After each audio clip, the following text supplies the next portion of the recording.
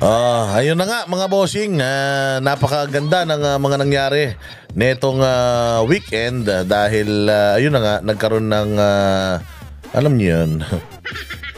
Nagkaroon ng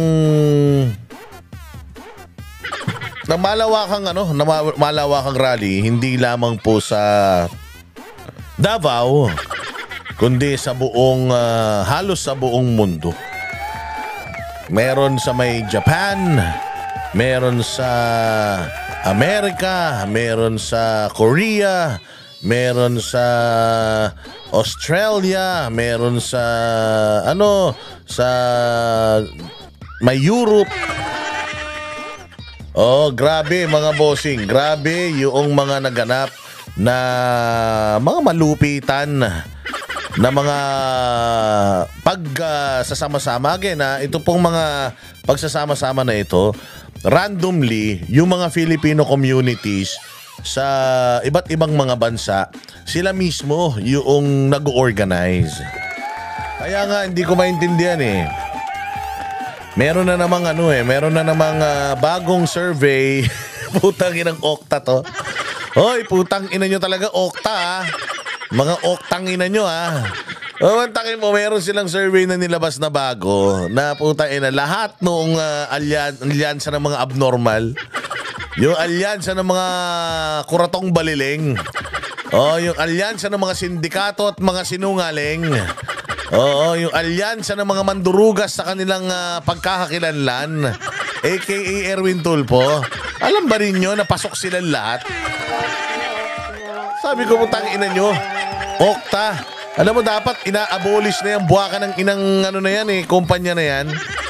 Patakin mo, makikita mo buong Pilipinas, Luzon, Visayas, Mindanao, putang ina alam mo yun, nagluluksa sa pagtatraidor ng current administration sa sarili niyang bayan. Sabi ko nga sa inyo, ang dami-dami nilang kinakasuhan ng mga sedition, ang dami nilang sinasabihan ng mga yung ginagamit nila lagi.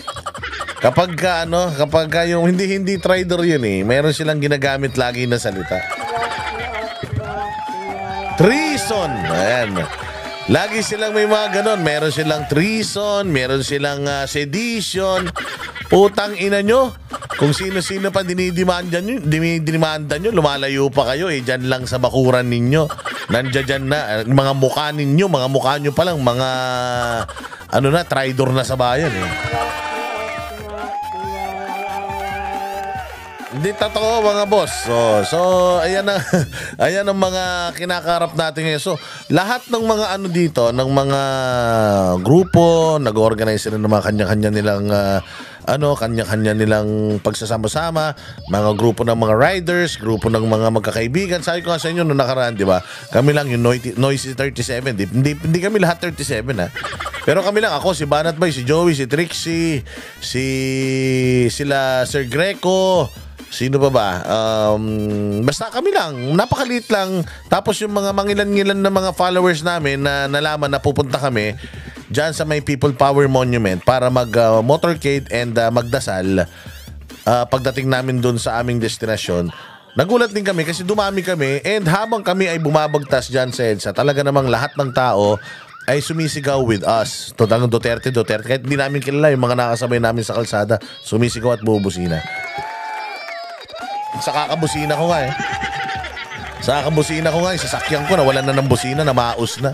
Kutsa, patitignan ko pa pala yun, nawalan ng busina. Kasi nung dyan sa Liwasang Bonifacio, busina kami ng busina lahat. Kasi galing kami sa motorcade, tapos dyan kami tumuloy sa Liwasang Bonifacio, walang hiya na yan. Nawalan ng busina yung sasakyan ko. Hindi ko alam kung napaos o napundi na. Pero ayun nga, makikita mo na lahat talaga ng mga tao nag-organize ng mga sarili-sarili nila. And yung mga ino-organize nila, lumalaki, dumadami ng dumadami. Tapos etong putang Okta na to, bubudulin pa tayo, sasabihin na lahat ng kandidato ng alyansa ay pasok sa survey. Pukin ang ina nyo, saan ba kayo nagsasurvey? Sa putang ina nyo, sinasurvey nyo yata yung mismong alyansa Mga gago tong putang inang mga Kaya huwag kayong magpapaninlang ha. Huwag kayong magpapaninlang sa mga buwaka ng inang mga ano na to ha, mga survey firms na to ha. Yan, Okta, SWS, putang ina ng mga masinungaling yan.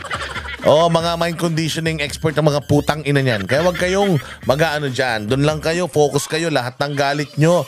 I-focus nyo, gumawa na kayo ng listahan, yung Duterte, ilagay nyo na dyan. Duterte, yung 10 mga Duterte candidates, yun lang, wala nang iba. Pukin ang ina, wag nyo nang dagdagan. Puros traidor ang mga putang ina niyan. Lahat ng kandidato, labas ng PDP, puros mga manggagamit, mga sindikato, mga putang ina niyan, magnanakaw sa gobyerno yan. Lagi niyong tatandaan yan. Kita nyo yung ginawa kay Pangulong Duterte? O, tingnan nyo yung alyansa. Ultimong alyansa, ramdam nila. Ramdam nila yung paghina ng kanilang, lineup. Alam nila, naramdam nila na bawat tao, matakin mo si Bong Revilla, nag-motorcade, sinigawan siya nung babae. Hoy, bawal magnanakaw sa Senado. Puta. Kaya sabi ko, tangina nyo, hindi kayo makakalagpas sa taong bayan. Kaya nga ang pangarap ng mga putang ina niyan, wag nang magkaroon ng eleksyon. Kasi pag nagkaroon ng eleksyon, yari tayo. Kaya kalmahan nyo lang. Kalma lang. Wag masyadong mainitin ang ulo. Kapag tayo ay nag-organize ng mga pagkilos, tayo ay nagsasama-sama, nagpapahayag ng ating mga saloobin. Make sure na hindi nila kayo mabubutasan. Napakarami kong mga intel na nakaabang sila sa lahat ng mga live streams natin. Nakaabang sila sa mga speeches natin. Nakaabang sila sa mga sasabihin natin. Kasi babasyuhin nila tayo. Konting mali lang, manawagan ka lang ng alanganin. Utang ina niya, kulong ka. Ganon na po ang sitwasyon sa Pilipinas ngayon. Oo, kaya naman, Diyos ko po, ito may sinabi nga mga bossing, may sinabi nga si Pastor Apollo Kibuloy, bigyan lang natin ng pansin itong kanyang sinabi patungkol diyan sa pagkakahuli or turnover ng katrayduran ng gobyerno. Sila po ay mga puti, nasa Europa at wala silang katwiran. Nahatulan ng ating mahal na Pangulo at kung bakit siya ay pinilit na dinaddoon sa ibang bansa sa Netherlands upang litisin. It's beyond me. Sapagkat para sa akin iyon ay illegal. Ang pinaglingkuran niya ay 120 million Filipinos at tayo ang bumoto sa kanya at sa atin siya dapat managot, sa ating mga God-fearing, law-abiding citizens. Mahal na mahal natin siya sapagkat ginawa niya ang kanyang tungkulin. Totoong-totoo ito. Tandaan ninyo, napakaraming buhay ang nasayang dahil sa ating paglaban para sa ating kalayaan. Ang mga sumakop sa atin ay mga Espanyol, kulang-kulang 400 taon, ilang buhay ang nasira dyan, ilang buhay ang nawala at talaga namang lumaban tayo. Pagdating sa huli, tayo pa rin ang namayani. Pero ipinasa tayo sa mga Amerikano. Pagpasa sa Amerikano, inalila na naman tayo. Dami na namang mga namatay. Pagkatapos, ipinasa na naman tayo. Eto na naman, bigla na naman, sinugod naman tayo ng mga Hapon. Ang dami na namang buhay na nasira. Ilang daan taon na tayo ay lumalaban para sa ating independensya, para magkaroon tayo ng sarili nating republika. Ang tagal na namatay itong mga mga ninuno natin. Itong sila Jose Rizal, sila Andres Bonifacio na ay paglaban sila para magkaroon tayo ng sarili nating pagkakakilanlan. Tapos ngayon, nung malaya na tayo, putang ina tong Marcos administration na ito, wala namang sumasakop sa atin physical, pero putang ina, tinrider nila yung sarili nating kababayan. Ipinadala nila dyan sa kulungan, dyan sa Europa. Ni hindi marunong mag-English ang mga putang inang huwes dyan. Ni hindi nila kayang bigkasin yung tunay na apelyido ni Pangulong Duterte. Tapos hahayaan natin na yung mga tao na yan ang huhusga sa kalahi natin. Napakakapal ng mga pagmumukha ninyo. Ikaw, Anyo, napakakapal ng mukha mo. Napakakapal ng mukha mo, Anyo. Mantakin mo, matapos kang gawing AFP Chief of Staff ni Pangulo. Nung natapos nung ikay nag-retire, ginawa kanyang DILG Secretary. Tapos nung matapos ka mag-DILG Secretary, inilipat kanya ulit sa isang magandang posisyon at ibinalik ulit sa DILG. Hanggang matapos ni Pangulong Duterte yung kanyang, nilagay pala siya sa Task Force COVID. Malaki ang tiwala sa ni Pangulong Duterte, nilagay niya sa Task Force COVID. Tapos nung okay na COVID, ibinalik siya ulit sa DILG hanggang sa matapos na yung termino ni Pangulong Duterte at inabsorb siya ng gobyerno ni Marcos para gawing National Security Advisor. Unang National Security Advisor si Clarita Carlos. Pinalit ni Bongbong Marcos si Anyo kay Clarita Carlos. So ibig sabihin, wala, more or less 2 taon pa lang na magkakilala itong si Marcos at saka si Anyo. Pero putang ina ito si Anyo, ipinagkanuno niya na kagad si Pangulong Duterte doon sa 2 taon pa lang niyang nakikilala. Takin mo 6 na taon. 6 na taon. Pinagkatiwalaan ni Pangulong Duterte itong mamang ito. Only for General Anyo to betray not only the Philippines but betray itong nagtiwala sa kanya na si Pangulong Duterte. Kaya ang tanong, magkano?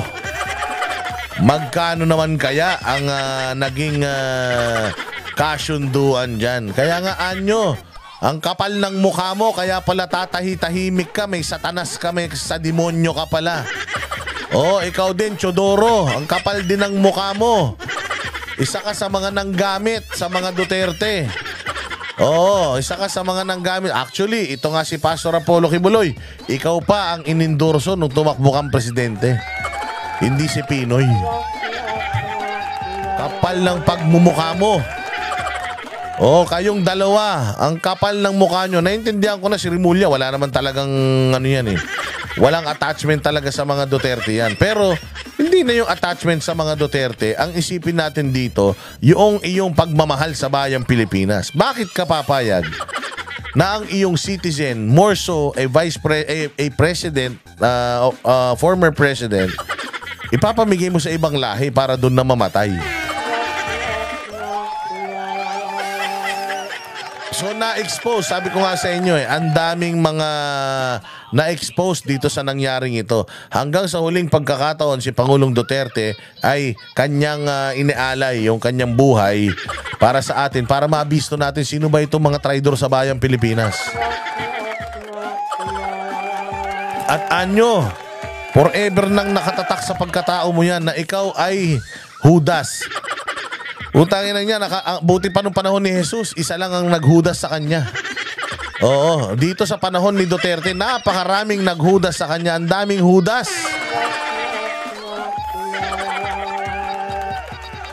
Utangin ang kakapal ng mga pagmumukha ninyo. Kami ang boses ng masa, hindi natatakot. Katotohanan lang, di kami nalulunod.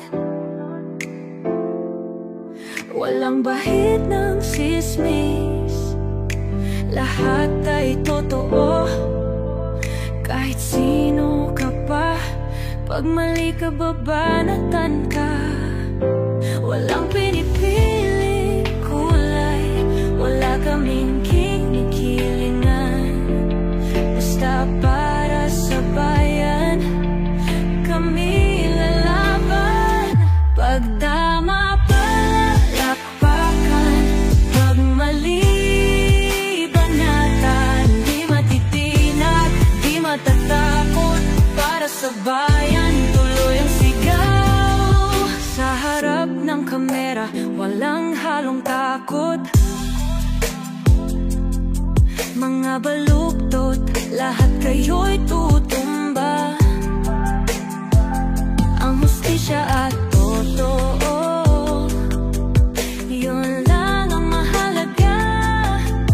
Kahit sinong harang, di kami matitinag. Walang pinipiling kulay, wala kaming kinikilingan. Basta para sa bayan, kami lalaban. Pag tama palakpakan, pag mali banatan. Di matitinag, di matatakot. Para sa bayan, tuloy ang sigaw. Kung nasa tama ka, ikaw ay aming kasama. Pero pag mali ka, handa ka na bang mabasag? Banateros kami, walang inuunan. Dahil bayan muna, bago ang sarili.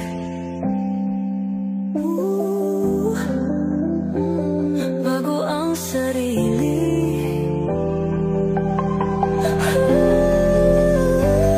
Pag tama palakpakan, pag mali banatan. Banateros ang sigaw, katotohanan ang laban.